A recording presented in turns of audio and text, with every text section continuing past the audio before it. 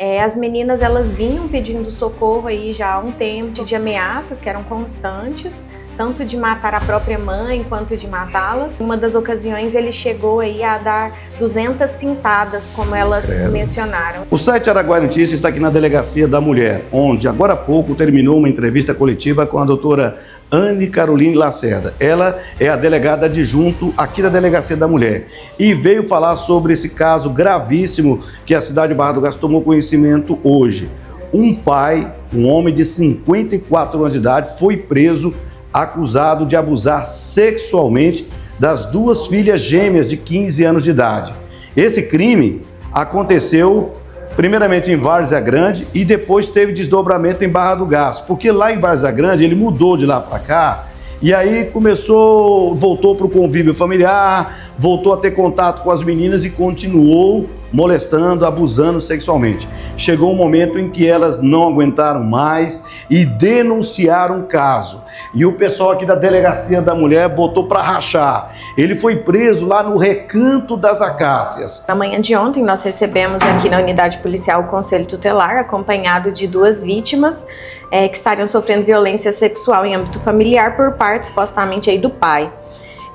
A partir daí nós iniciamos a parte dos atendimentos iniciais de praxe de vítimas de violência sexual. Elas foram acolhidas, foi realizado todo o atendimento psicossocial e a escuta especializada por parte das psicólogas. Na ocasião, elas relataram que sofriam tanto violência física como psicológica e sexual. Que esse pai se aproveitava aí, né, do âmbito familiar ali para poder iniciar as investidas contra essas vítimas. Começou quando elas tinham quantos anos? Então, ao que consta, esses fatos já vinham ocorrendo já há alguns anos, até identificamos que elas já teriam medida protetiva em vigor em face aí do pai, de outra cidade. Os fatos eram bem semelhantes ao que fora relatado aqui, mas seriam em outra cidade e no final do ano passado que eles teriam vindo aqui para Barra do Garças e onde deu continuidade aí aos atos. E o posicionamento da mãe com relação a esse fato? Quanto ao fato de anteontem à noite, a mãe estava dormindo na ocasião e as próprias vítimas relatam que a mãe também é vítima do pai, tanto de agressões psicológicas como físicas, e que por conta disso ela não presenciou, né, o último ato, e que por conta dessa violência que ela sofre, ela também seria uma vítima dele. Na verdade, as vítimas, ao chegar na escola, relataram, pediram essa ajuda e aí foi acionado o conselho tutelar. Essa situação ela pode acontecer em qualquer âmbito familiar, independente de nível, de classe.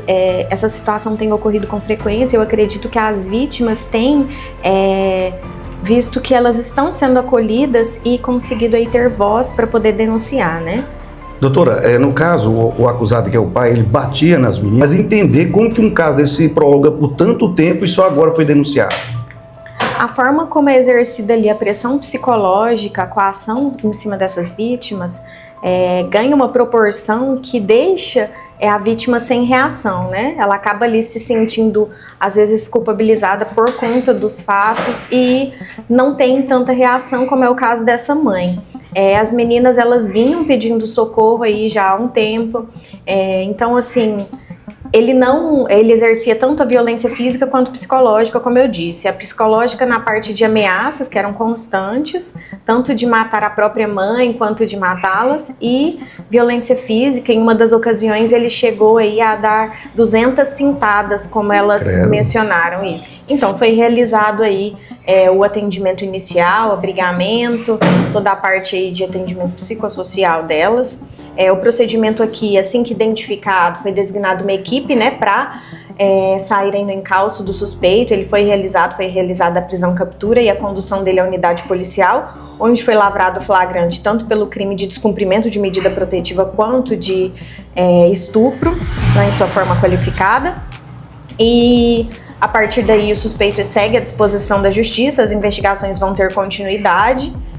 E, por enquanto, a gente pediu também medida para que fosse mantida essa medida protetiva em face das menores e para que houvesse a conversão aí da prisão em flagrante em prisão preventiva. Ele se mantém negando todos os fatos, ele mantém a versão de que não sabe, não tinha conhecimento de que essa medida protetiva estava em vigor, que não tinha conhecimento de que nada disso, que elas tinham esse relato já contra ele nega tudo. Ele já tinha passagem na polícia? A princípio, o que a gente identificou só essa outra situação que já havia sido relatada por elas. E ele tem profissão? Como é que é a situação dele? É morador de rua? Você tem alguma informação sobre o acusado? Não, a gente prefere não repassar esse tipo de informações para não identificar as vítimas. Me chamou a atenção, doutor, você comentou que elas vinham tentando denunciar. As meninas estavam tentando denunciar para quem? Em escola? Quem que não ouviu ela e demorou tanto esse assunto vinha à baila?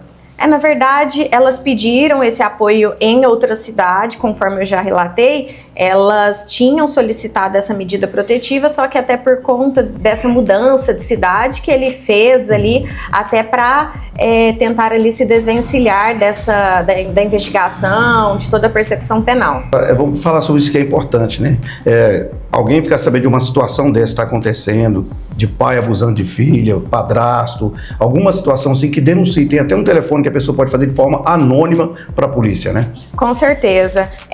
A manifestação acaba salvando ali uma vida que seja. O silêncio, a quebra do silêncio salva uma vida, né? E as vítimas, muitas das vezes, elas se culpabilizam tanto que elas não conseguem ter uma reação e precisam aí do apoio de pessoas próximas, de familiares, da própria população.